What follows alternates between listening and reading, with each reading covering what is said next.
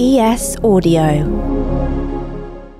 From the Evening Standard in London, I'm Rochelle Travers, and this is The Leader. A great speech can inspire nations.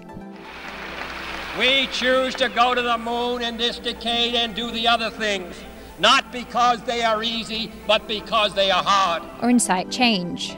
We are in the beginning of a mass extinction, and all you can talk about is money and fairy tales of eternal economic growth. And then there are those that don't. Forgive me. The Prime Minister speaking at the CBI conference there, he lost his place, spent a large chunk of time rustling through papers, and casually went on to do a pretty big plug for Peppa Pig World. I don't know if you've been to Peppa Pig World. Hands up anyone who's been to Peppa Pig World? Not enough. I was a bit hazy what I would find at Peppa Pig World, but I loved it. And Peppa Pig World is very much my kind of place. Peppa Pig has since been trending online, so his words definitely did have an impact, just maybe not the one he wanted. So how important is the art of public speaking for a world leader? And how does Boris measure up? Simon Lancaster is from Bespoke.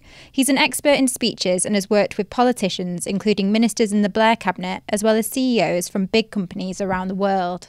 So Simon, where did it all go wrong in your eyes? Well, I thought it started quite well, actually. I thought as speeches to the CBI go, and bear in mind that speeches to the CBI are not, kind of the pinnacle of entertainment normally, it was pretty good. There seemed to be a clear narrative structure there. It was very interesting, very engaging, great examples that he had in there.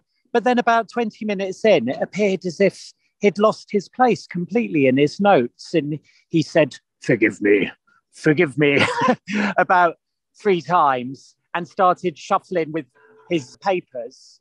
And so at that point, he seemed to lose himself a little. And I'm not quite sure what happened, actually, because I was watching what he was doing with his hands. And I wasn't quite clear that he actually shuffled the papers at all. So I couldn't work out what he was doing, to be honest with you. But obviously, it was very strange to the audience. They're sitting there expecting this speech. And for 20 seconds, the Prime Minister is just blustering and guffawing, which, of course, is his thing. That's what he does. Was it a mistake to mention Peppa Pig?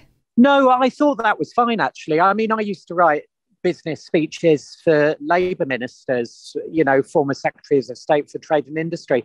And it was almost mandatory to have your little pop culture reference within the speech. And, sometimes it was Big Brother, sometimes it was Sex in the City. I remember playing with both of those.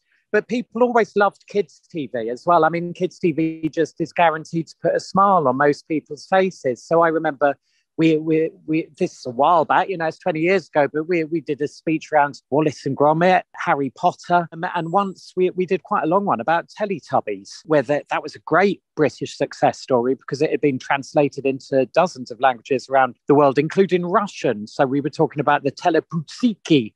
And so I could see exactly where Boris Johnson was going with his Peppa Pig reference. But of course, and this is what he always does. He always finds these strange analogies, these peculiar connections. Most of the time, the press enjoy it and say, oh, it was classic Boris. But for some reason yesterday, it didn't amuse. I wouldn't condemn him for the Peppa Pig reference. I mean, for God's sake, having written a ton of these economic speeches in the past, anything you can do to liven it up just a little bit for the audience, God help us. I challenge anyone who thinks it was inappropriate to reference Peppa Pig to just try and read one of Gordon Brown's speeches to the CBI. And, I fully commend you if you make it past the 3rd paragraph. What do you think of Boris's skills as a public speaker in general? He's phenomenal. He's one of a kind. He's unique in his generation. It is a power that distracts from absolutely everything else. I mean, he knows what he's doing. When he was at Eton, he studied all of this stuff. He's very well acquainted with ancient Greek rhetoric, with ancient Roman rhetoric. And you just see him in any kind of environment. And he knows how to work the room. At party conference, Tory party conference speech, literally from the beginning of conference to the end of conference, all of the talk is either like, when's Boris's speech? Or if not, what did you think of Boris's speech? And it's been that way for like about 15 years. But he can also do like really, really big venues as well. I remember seeing him speak at Hyde Park during the London Olympics. And it was absolutely extraordinary because, I mean, London is, as you'll know, predominantly a Labour city. And he had 150,000 people chanting his name, going, Boris, Boris. Thank you, Jonathan. Folks, I've never seen anything like this in all my life. And this is because of the way that he's just able to energize people, really get inside their skin, you know, and get them punching the air and, you know, chanting his name. And there aren't many politicians who can do that. In fact, I don't think there's been any others in my lifetime. He's quite unique. And I make this point without any regard to his politics, his character, his morality. I'm simply commenting on his gifts as an orator. Boris isn't the first person to have a bit of a gaffe when it comes to delivering speeches. Theresa May lost her voice and had things falling down around her. How does this compare to the most memorable speeches that have gone wrong? I don't think this was a biggie. I think it'll be forgotten within a couple of weeks. This is not there with Tony Blair being slow hand clapped at the Women's Institute. I've spent a long time trying to work very hard on the National Health Service. Thank you very much. Or Theresa May's disastrous thing.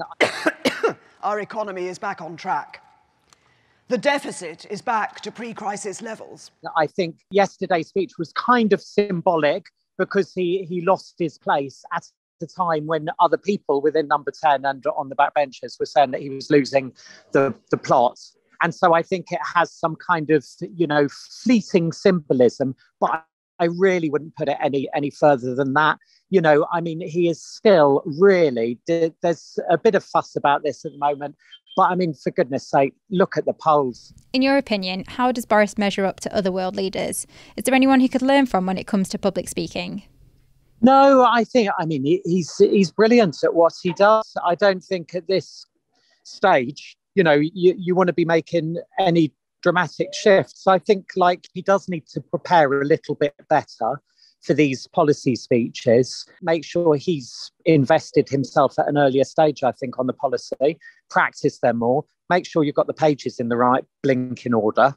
But apart from that, I mean, he is an exceptionally talented public speaker, and everyone who sees him speak, you know, winds up like smiling and nodding and appreciating him. So I don't think anything drastic. I mean, thinking of other world leaders, what could he learn from Joe Biden? I really don't think anyone could take lessons from Joe Biden on public speaking.